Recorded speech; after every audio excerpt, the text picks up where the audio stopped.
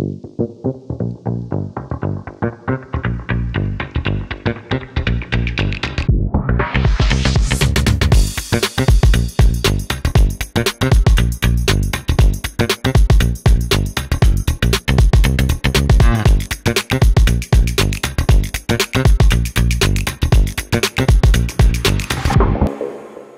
what's one piece of career advice you wish someone had given you when you were first starting out?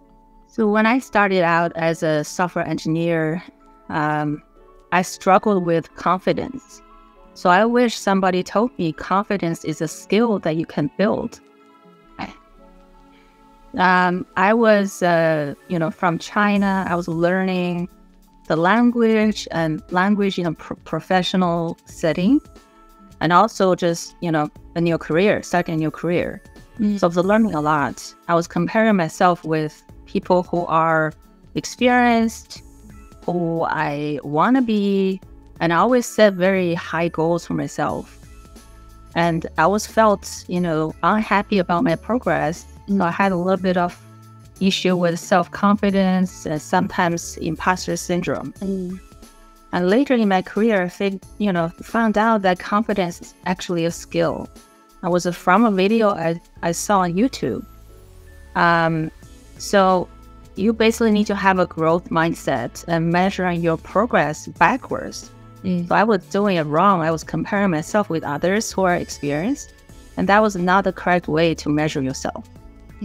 So measure your progress backwards means that think about when you started, how much progress you have made, how much learning and growth you have achieved. Yeah. And celebrate successes instead of comparing yourself with somebody who's, at the top of their career, or it's just a kind of imaginary ideal version of yourself where you think you should be. Can you share a pivotal moment in your career journey that made a significant impact? Yeah, I've had, I think, several of those moments. Some of that I can remember is when I became a manager from an individual contributor. That was a big change for myself. And also when I left PayPal and went to T. Price. And 5 years later, I went from T. Price to Amazon. So these are all big changes that became pivotal moments of my career. They gave me tremendous opportunity for learning and growth.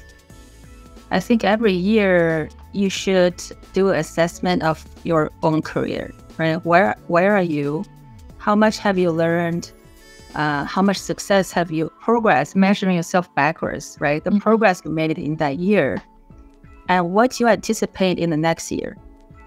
So, are you going to learn a lot and grow a lot in the next year, or it's going to become, you're not going to learn much? Yeah.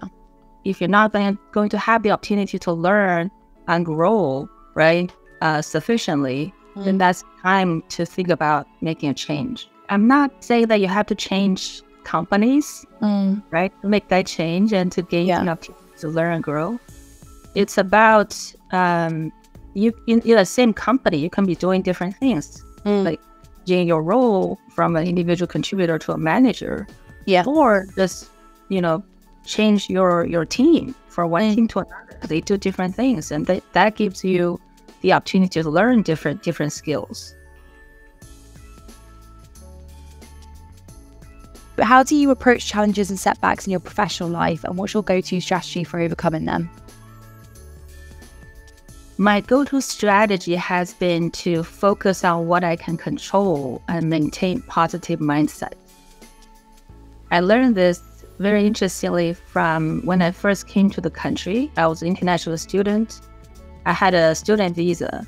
And then when I started working, I had a H-1B work visa. Both of these have a lot of restriction on what you can do. And it doesn't give you the security, job security, for example. If you lose that position, where you have a visa for, then you have to find the next one within, I think, 60 to 90 days. Otherwise, you have to leave the country. So it's really scary. And I was very frustrated with the lack of, security, flexibility. I wanted to make a change and do something different, but I couldn't. But then I decided to, I can't control U.S. immigration. I can't control that I came from a different country. I'm not a U.S. citizen, right? But what I can control is, I'll take what I have to learn and be prepared when the opportunity opens up. I can do something different. Yeah. And so that has been my go-to strategy in work and in life. When you experience setbacks, there's a lot we cannot control. If you focus on what you can control, it helps you have, a calm and kind of a growth mindset to ask yourself questions about, what options do I have? What opportunities do I have in this situation? Yeah.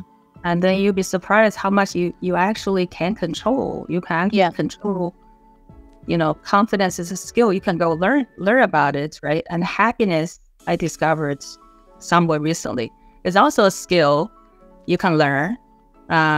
And you can control your time. So if you can control your focus, you can control how you interpret something that just happened. Yeah. And a negative experience can become positive that way. Yeah. It's very helpful.